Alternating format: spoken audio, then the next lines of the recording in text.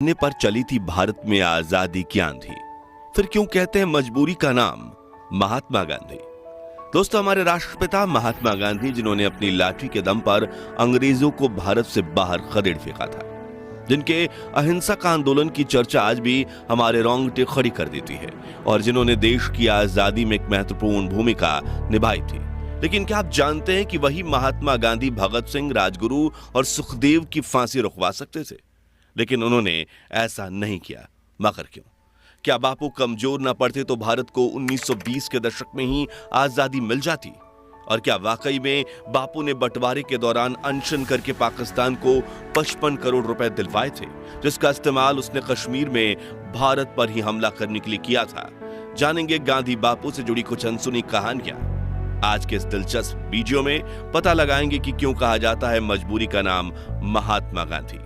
लेकिन उससे पहले हर भारतीय वीडियो को लाइक करके कमेंट में जय हिंद जरूर लिखें। दोस्तों, गांधी जी की मजबूरी से जुड़ी पहली कहानी की शुरुआत होती है सन 1800 के दौर से, जब दादा अब्दुल्लाह नाम के गुजराती व्यापारी नटाल में जाकर बस गए थे। लेकिन उनका बिजनेस में काफी लॉस हुआ था और कोर्ट केस लड़ने के लिए कोई भी वकील नहीं मिल रहा था। तब उन्होंने महात्मा गांधी को दक्षिण अफ्रीका आकर उनका केस लड़ने के लिए कहा।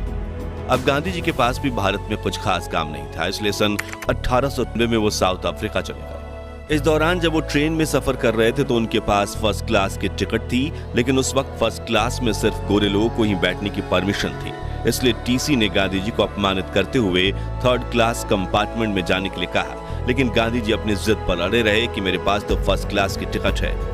जो सुनकर ट्रेन में सवार अंग्रेजों को गुस्सा आ गया और उन्होंने अगले स्टेशन पर गांधी जी की पिटाई करते हुए उन्हें फर्स्ट क्लास कंपार्टमेंट से बाहर फेंक दिया। उन्हें काफी बुरा लगा, लेकिन उन्होंने इस अपमान को चुपचाप सह लिया। फिर जब वो दादा अब्दुल्लाह का केस लड़ने कोर्ट में पहुंचे तो जज ने भी उनके पहनावे को अपमानित करते हुए कहा कि तुम अपनी पगड़ी उतार दो, वरना कोर्ट से बाहर निकल जाओ। गांधी जी ने इस अपमान को भी सहा, लेकिन कुछ नहीं बोले, क्योंकि एक तो उनके पास दक्षिण अफ्रीका में गुजारा करने के लिए पैसे नहीं थे, और दूसरा उन्होंने दादा अब्दुल्लाह को 1 साल काम करने का वचन दे दिया था। अब ये गांधी जी की मजबूरी थी या सहन शक्ति, इस बारे में अपनी राय हमें कमेंट्स में जरूर बताइए। खैर, अगले 1 साल तक उन्होंने साउथ अफ्रीका में भारतीयों और अश्वेतों के साथ हो रहे अत्याचारों को करीब से देखा, और सन 1894 में उन्होंने अंग्रेज सरकार के सामने मोर्चा खोल दिया और नटाल इंडियन कांग्रेस नाम के संगठन की स्थापना की, जिसका उद्देश्य भारतीयों और अश्वेतों को मतदान करने का अधिकार दिलाना था। जिसके बाद सन 1906 में गांधी ने दक्षिण अफ्रीका में पहला सत्याग्रह किया, और 7 सालों तक चले इस सत्याग्रह में उन्होंने भारतीयों और अश्वेतों को कई हक दिलवाए। इसी बीच कांग्रेस के वरिष्ठ नेता गोपाल कृष्ण गोखले ने गांधी जी को भारत आकर ब्रिटिशर्स के खिलाफ लड़ाई लड़ने के लिए आमंत्रित किया। इसके लिए उन्होंने एक पत्र भी लिखा था, और सन 1915 में गांधी जी भारत आ गए और यहाँ उन्होंने अंग्रेजों के खिलाफ अहिंसक आंदोलन शुरू किए। यहीं से शुरुआत होती है गांधी जी की मजबूरी से जुड़ी दूसरी कहानी। दरअसल गांधी जी की विचारधारा से शुरुआत में देश के करोड़ों लोग प्रभावित थे, जिनमें वीर भगत सिंह का नाम भी शामिल था। तभी गांधी जी ने अंग्रेजों के खिलाफ असहयोग आंदोलन की शुरुआत की, जिसका उद्देश्य था ब्रिटिश सरकार की कमर तोड़ देना, जिसके लिए गांधी जी ने कहा कि समग्र भारत अंग्रेजों का सहकार करना बंद कर दे, मजदूर फैक्ट्री में जाकर काम करना छोड़ दीजिए, रेलवे ट्रैक्स बिछाना बंद कर दीजिए, अंग्रेजी कपड़े खरीदने का बजाय खुद चरखा चलाकर अपने कपड़े बनाइए, ब्रिटिश उत्पादों का खुलकर बहिष्कार कीजिए और स्वदेशी वस्तुओं का इस्तेमाल कीजिए। अगले 2 सालों तक ये आंदोलन जोरों शोरों से चला। करोड़ों देशवासियों ने इस मूवमेंट में बढ़ चढ़कर हिस्सा लिया, और ब्रिटिश सरकार पूरी तरह से कंगाल हो चुकी थी, जिससे बौखलाते हुए ब्रिटिशर्स ने अहिंसा से आंदोलन कर रहे भारतीयों के खिलाफ हिंसक कदम उठाना शुरू कर दिए। पुलिस ऑफिसर्स लाठीचार्ज करने लगे और निर्दोष लोगों को कोल्ड ब्लड में मौत के घाट उतारने लगे थे।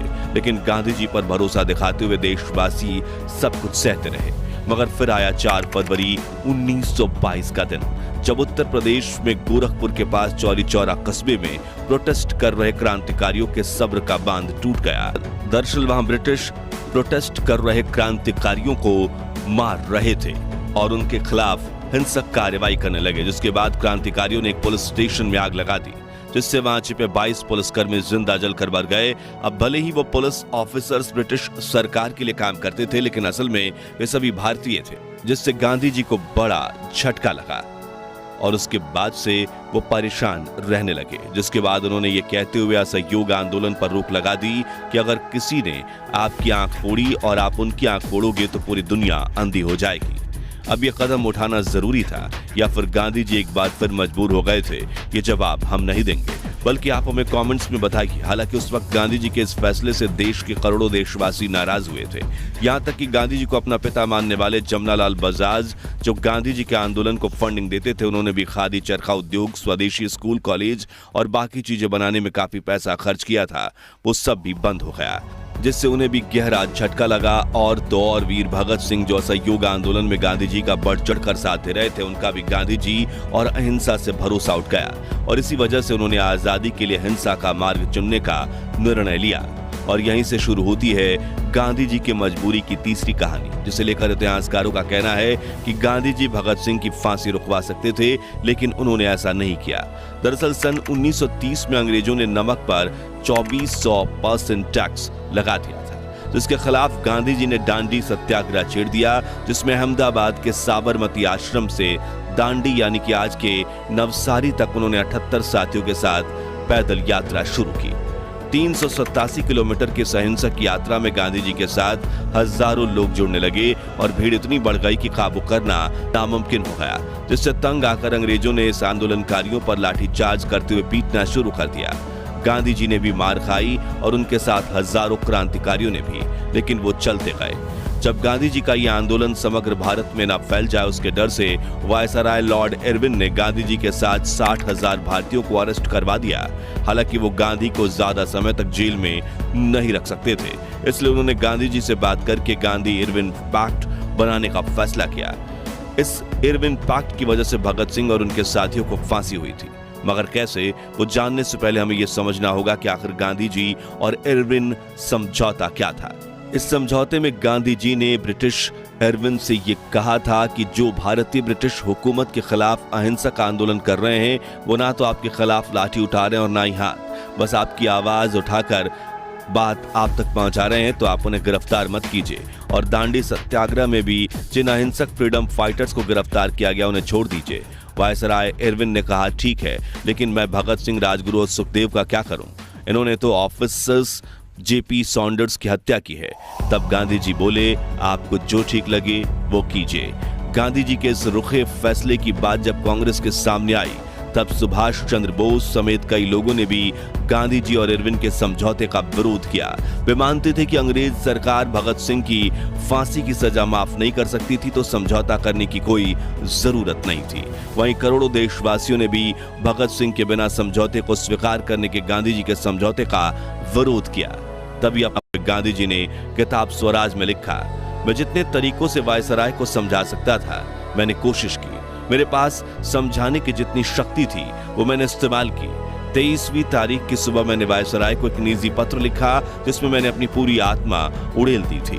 हालांकि अगर हम इतिहासकारों की माने तो 23 मार्च 1931 के दिन वायसराय को चिट्ठी लिखने का कोई फायदा नहीं था, क्योंकि तब तक तो बहुत देर हो चुकी थी और शायद गांधी जी ने यह चिट्ठी सिर्फ अपने बचाव में लिखी थी ताकि देशवासी उनका साथ दें, बल्कि असल में वो वायसराय इरविन ने समझौते के वक्त गांधी जी को यह तक ऑफर दिया था कि अगर आप भगत सिंह से ये कमिटमेंट लेकर देते हैं कि वे ऐसी हरकत दोबारा नहीं करेंगे, तो मैं उन्हें छोड़ भी दूंगा या फिर सजा तो कम करवा ही दूंगा। लेकिन गांधी जी ने कहा कि मुझे नहीं पता कि वो भविष्य में बदलेंगे या नहीं, इसलिए मैं उनका साथ नहीं दूंगा और उनकी जिम्मेदारी नहीं लूंगा। ऐसे में कहीं ना कहीं भगत सिंह की फांसी के पीछे की वजह गांधी इरविन समझौते को भी माना जाता है।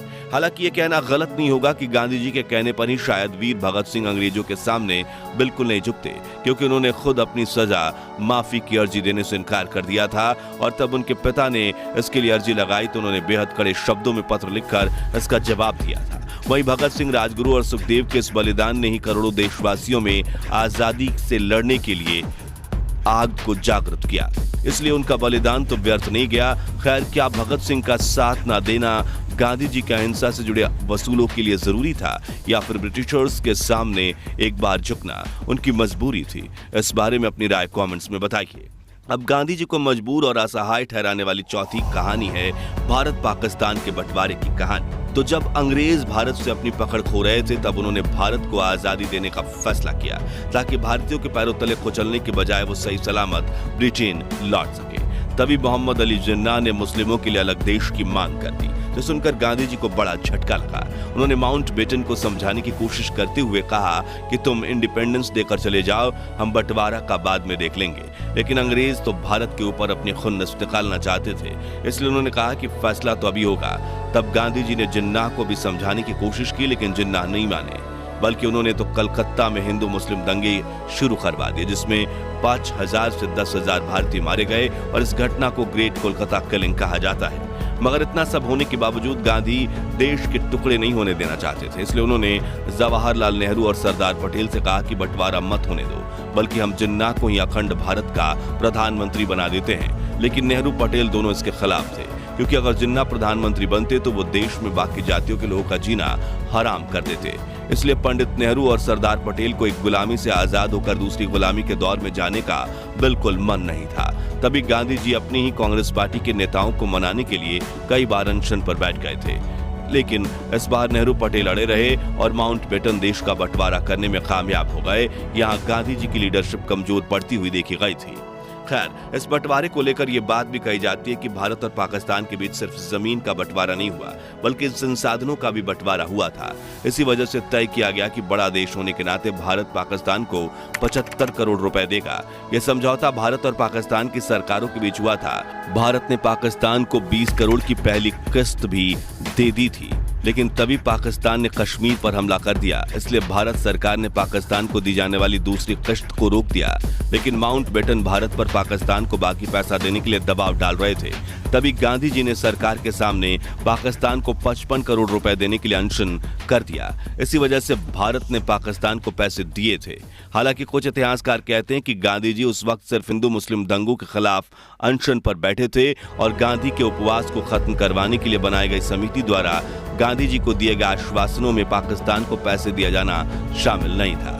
अब असल सच क्या है वो बात तो इतिहास के पन्नों में कहीं दफन है, लेकिन बंटवारे के दौर में गांधी जी को कई वरिष्ठ नेताओं ने मजबूर बापू कहा था। दोस्तों, आजादी के आंदोलनों में ऐसी कई घटनाएं हुई थीं जिसमें गांधी जी के निर्णय कमजोर पड़ते दिखे थे। इसलिए आज भी कई विशेषज्ञ कहते हैं कि मजबूरी का नाम महात्मा गांधी।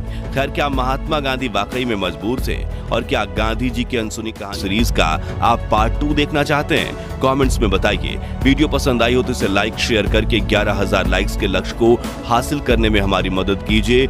महान भारत के इतिहास से जुड़े ऐसी रोमांचक वीडियोस के लिए हमारे चैनल को सब्सक्राइब करके पास वाली घंटी जरूर बजा दीजिए। जय हिंद, जय भारत।